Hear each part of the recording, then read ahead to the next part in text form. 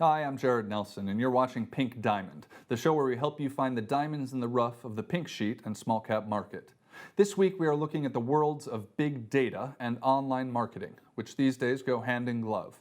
Understanding how a marketing campaign is or isn't working and what you can do to change that is essential for businesses that are selling online. Businesses need to understand the user experience, or UX as it's known, what the customers liked about the experience and what they didn't. Most importantly, the need to understand how they, the business, can improve the experience for the customer in the future. Web-based businesses want to increase user engagement, and that's not easy when the average time a user spends on a website is just 15 seconds. They say first impressions count, and that's never been truer than now. That's where the pink sheet listed Beyond Commerce comes in. The Nevada-based business is a holding company for investments in big data, marketing analytics, and technology.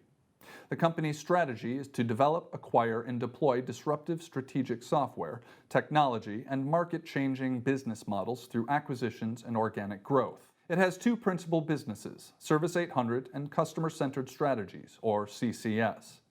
Service 800 was established 25 years ago and focuses on providing feedback to the business about customer experiences. It has 40 members of staff who conduct a mixture of telephone interviews, email, and web surveys, all within minutes of a customer's interaction with a client website. The customer feedback is then collated, benchmarked, and reported back to the end client. CCS provided fixed-price consultancy and marketing strategy for businesses, allowing them to highlight areas of value and capitalize on them. Customers can then optimize their marketing spend and get the biggest return on their investment. German software giant SAP recently spun out Qualtrics International, a business that's in a similar space to Beyond Commerce.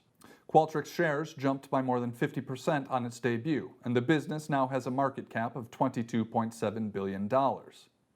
Beyond Commerce is a far smaller concern, however. Just like Qualtrics, it too has a roster of blue-chip clients, including Xerox, Johnson & Johnson, 3M, Siemens, Toshiba, and Lenovo. There is also plenty of market interest in Beyond Commerce stock at the moment. The shares have rallied by an impressive 850% in the last month. What's also very noticeable is that volumes traded have also rocketed higher. With a turnover in the hundreds of millions of shares, Beyond Commerce is among the most active stocks in the pink sheet listings, and one of the most viewed OTC stocks last week, according to our proprietary search tracking tool, Trackstar IQ. Of course, in the current climate, we need to be cautious when looking at small and micro-cap shares. However, Beyond Commerce doesn't appear to be in the sights of Reddit traders, nor does there appear to be a large short position in the stock either. Beyond Commerce recently appointed Peter Stazone as its CFO. Mr. Stazone is a highly experienced executive, an accountant with an MBA from DePaul University and a Bachelor of Science degree in accounting from the University of Illinois. He had previously been chairman of the firm's audit committee. Though securing Mr. Stazone full-time is a positive for Beyond Commerce, the appointment alone can't explain the rapid share price rise.